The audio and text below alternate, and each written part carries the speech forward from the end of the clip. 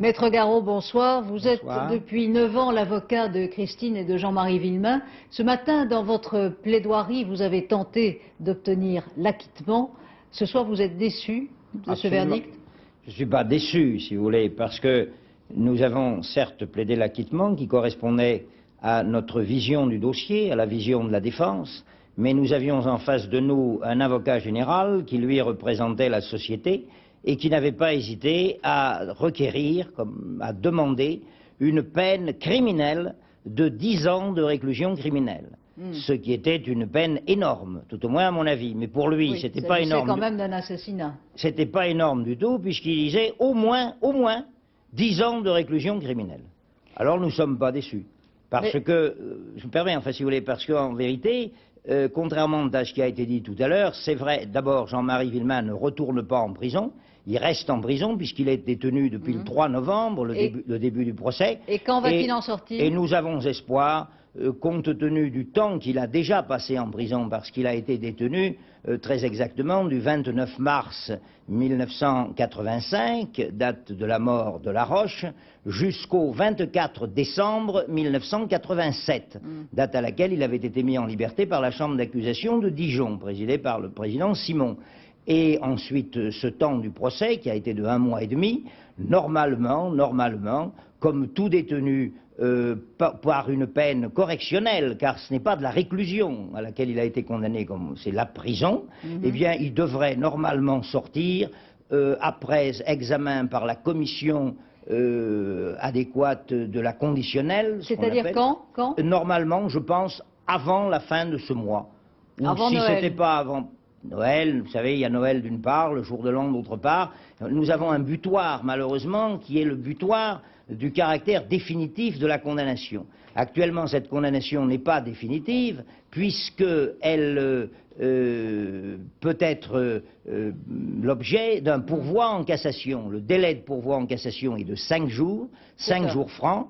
Alors, ça fait 16, aujourd'hui ça compte pas, 17, 18, 19, 20, 21. Le 22 décembre, la condamnation sera devenue définitive. À ce moment-là, s'appliqueront les mesures de grâce de 3 mois par an et le calcul pourra être fait très exactement. Et M. Jean-Marie Villemain entrera tout à fait dans les conditions de la libération conditionnelle. Alors tout dépend de la date à laquelle la commission, c'est une commission interne à la prison qui est présidée par le JAP, va se réunir. Voilà techniquement comment se présente la situation. Laurence Lacour, bonsoir. Vous avez été, vous, journaliste, vous ne l'êtes plus, vous avez couvert l'affaire pour Europe 1, vous avez témoigné au procès de Jean-Marie Villemain. Vous en attendiez, vous, une forme de vérité sur l'affaire? Bonsoir.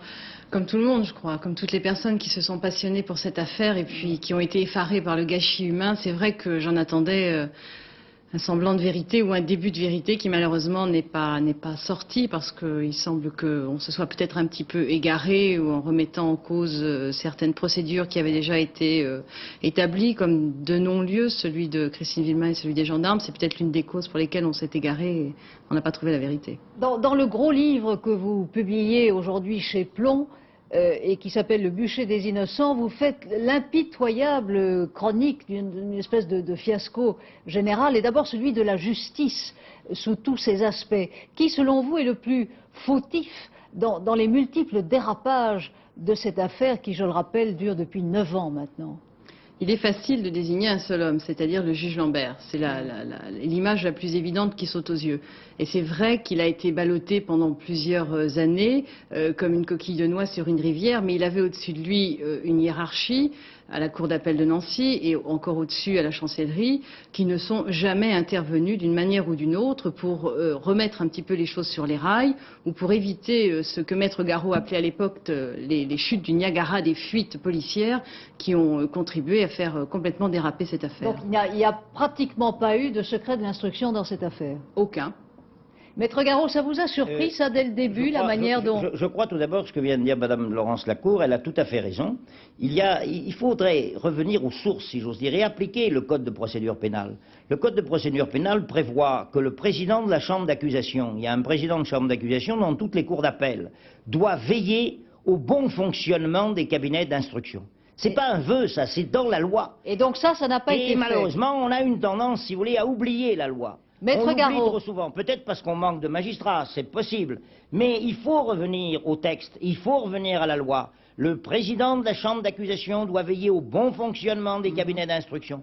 Il doit veiller à ce que les dossiers ne subissent aucun retard. C'est pas moi qui le dis, c'est le code de procédure pénale.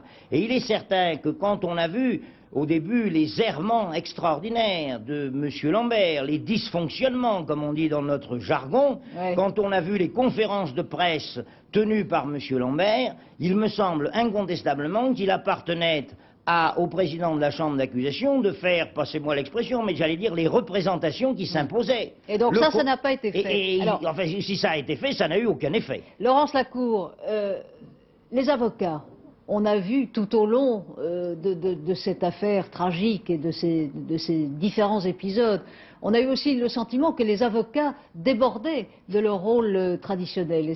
Et c'est une chose que vous racontez minutieusement dans votre livre. Je ne sais pas s'ils débordaient de leur rôle traditionnel, mais c'est vrai que dans cette affaire, les avocats, et je crois que Maître Garot ne pourra pas me démentir, notamment les avocats qui ont été d'emblée au front, c'est-à-dire les avocats de Bernard Laroche, ont utilisé une tactique qui consistait à faire, dans un premier temps, glisser la culpabilité de Bernard Laroche sur celle de Christine Villemain, et ce, afin de faire libérer leurs clients. C'était donc une tactique qui peut peut-être se discuter, mais qui a été vraiment appliquée là-bas. Et je crois qu'ils y sont parfaitement parvenus, puisque 3 mois plus tard, Bernard Laroche a été libéré, que Christine Villemain a été très vite accusée. Je crois que ce que les uns et les autres n'avaient pas prévu, c'était la mort de Bernard Laroche. Et ça a été vraiment le grain de sable dans le rouage bien huilé de cette tactique qui consistait à viser l'un pour défendre l'autre. Et vous avez l'air de dire que Maître Garot, lui, n'avait pas de tactique répréhensible. Eh bien, je dirais qu'à cette époque-là, Maître Garot, ce qu'on peut lui reprocher, c'est d'avoir été plutôt absent. Maître Garot, est-ce que vous n'avez pas, vous, à votre tour, utilisé les médias, et notamment Paris Match, dans la manière dont plusieurs mois plus tard... J'ai pas beaucoup utilisé les médias, vous savez, parce que il y avait sur place aussi, il faut le dire, un journaliste extrêmement important, qui est d'ailleurs toujours en poste, et sur le plan de l'information, ça pose, à mon sens, un grave problème. À partir du moment où, dans les mains d'un seul homme ou dans la tête d'un seul homme, se trouvent environ une dizaine de titres réunis. J'entends, par exemple, il était dans le cas d'espèce, on peut citer, nous savons, c'est M. Jean-Michel Bézina. Et sa femme, d'après ce que vous dites, objectivement, Laurence Lacour. Oui, objectivement, quand même, il était correspondant de l'agence centrale de presse, il s'appelait Eulery au Figaro, il s'appelait Gendon à François, il avait d'autres organes dans lesquels il pigeait. Tout cela faisait qu'en réalité, compte tenu de ses sources qui étaient importantes, notamment auprès du SRPJ, c'est parce que c'était un grand travailleur, il avait des contacts utiles et efficaces, eh bien on peut dire qu'à certains moments, il fabriquait véritablement l'information. Alors, Laurence Lacour, vous qui étiez journaliste à l'époque et qui couvriez l'affaire, vous racontez, on a l'impression aussi que c'est un long règlement de compte, votre bouquin d'une certaine manière, vous racontez quand même les débordements, les dérèglements des confrères et le rôle que l'argent a joué dans tout cela. L'argent est intervenu plus tard, il est intervenu 1 an et demi après que l'instruction ait commencé. L'argent au début a peut-être joué un rôle effectivement dans le fait que ce couple de journalistes avait tout intérêt à vendre un maximum de papier chaque jour, puisque ça faisait effectivement un certain nombre de piges qui pouvaient leur permettre d'augmenter chaque mois leurs revenus. Donc c'est vrai que dans un premier temps, ça a été un moteur pour eux en tout cas de vendre un maximum d'informations que nous avions à reprendre derrière. Et quand je dis derrière, c'est parce que toutes les autres sources d'informations, toutes les sources d'informations nous étaient fermées. Et comment expliquez-vous l'emballement de la machine médiatique à cause du caractère emblématique de cet horrible meurtre et de ces personnages? C'est-à-dire que d'emblée, vous êtes dans un roman policier avec cette affaire. Vous voyez que 9 ans plus tard, nous y sommes encore, malheureusement. Donc c'est vrai que tous les médias et tout le monde s'est pris au jeu de ce roman policier qu'on a envie de savoir. En profitez, parce que vous publiez en annexe, et c'est extrêmement instructif, la courbe des ventes, le nombre de couvertures qui ont été consacrées à l'affaire au fil des années. Maître Garot, vous êtes, on vous appelle, paraît-il, le renard argenté, vous êtes un vieux routier de ce métier. Vous êtes aussi quelqu'un que l'on a connu comme le croisé de la légitime défense et quelqu'un de très politisé dans le barreau. Est-ce que vous pensez qu'il y a eu aussi une politisation qui a teinté en quelque sorte le comportement des avocats et d'une certaine manière la tendance de la presse à choisir son camp. Ça, c'est possible. En ce qui concerne, vous savez, ma position politique, elle est connue, puisque j'appartiens au Centre national des indépendants et paysans. C'est vrai que je suis, disons, un homme d'ordre. C'est vrai que je suis partisan du droit de propriété, et c'est vrai que j'étais un des créateurs de l'association Légitime Défense, qui tendait à dire, si vous voulez, ce qui est à moi, et ce qui est à toi, est à toi. Et est-ce que ça a joué un rôle, à votre avis, dans la manière dont on a coloré cette affaire ? Mais il est possible que certains aient voulu, en quelque sorte, choisir leur camp. Vous savez, politiser, beaucoup tentent à politiser à peu près tout. À peu près tout. Mais en vérité, devant l'assassinat d'un enfant, moi personnellement, je ne crois pas que la politique ait un grand rôle à jouer. Et que lorsque, malheureusement, ça tombe sur un couple, on s'est un peu moqué de moi parfois quand je disais mon petit couple. Moi, je voyais en Christine Villemain et en Jean-Marie, Christine et Jean-Marie, deux êtres mariés pour le meilleur et pour le pire, qui avaient un enfant, un bel enfant de 4 ans, dont ils étaient fiers, heureux, contents. Ils travaillaient. La politique, c'est vrai, entrait en ligne de compte. On les appelait, par exemple, on appelait Jean-Marie un Giscard. À cette époque, on était Giscard, vous savez, de Giscard d'Estaing, un Giscard parce qu'on gagnait, disons, le SMIC et 50% du SMIC en plus.